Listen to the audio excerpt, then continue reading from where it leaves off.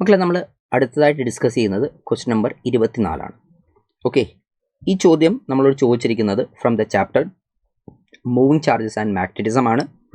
ഇതിൻ്റെ sub topic എന്ന് പറയുന്നത് force experienced by a moving charge in a uniform magnetic field ആണ്.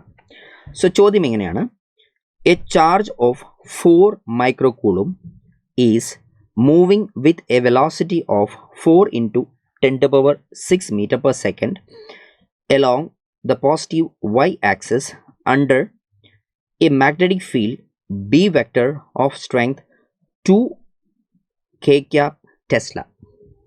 The force acting on the charge is x I cap Newton എന്ന് പറഞ്ഞിട്ടുണ്ട്. അങ്ങനെയാണെങ്കിൽ the value of x എത്രയാണെന്നാണ് ചോദ്യം. അതായത് നമ്മുടെ കയ്യിൽ ഇവിടെ ഒരു ചാർജ് പാർട്ടിക്കിൾ ഉണ്ട്. ആ ചാർജ് പാർട്ടിക്കിളിൻ്റെ മാഗ്നിറ്റ്യൂഡ് എത്രയാണെന്നാണ് പറഞ്ഞിരിക്കുന്നത്?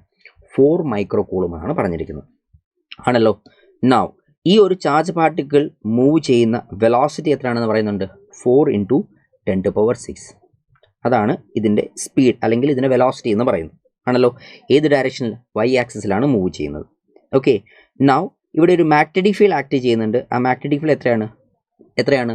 2 k cap എന്നാണ്. സോ ഇവിടെ നമ്മൾ ശ്രദ്ധിക്കേണ്ടത് മറ്റൊന്നുമല്ല, നമുക്കറിയാവുന്ന ജനറൽ എക്സ്പ്രഷൻ ആണ് force experienced by a charge particle F is equal to Q × V cross B.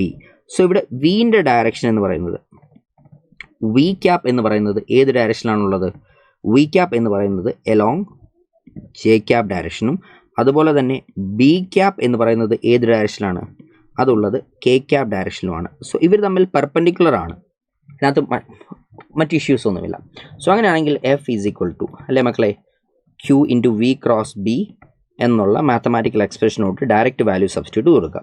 ക്യൂവിൻ്റെ value എത്രയാണ്? 4 × 10⁻⁻⁶. വിൻ്റെ വാല്യൂ എത്രയാണ്? വിൻ്റെ വാല്യൂ എന്ന് പറയുന്നത് 4 × 10⁻⁶ ആണ്. ബി എത്രയാണ്? 2 ആണ്.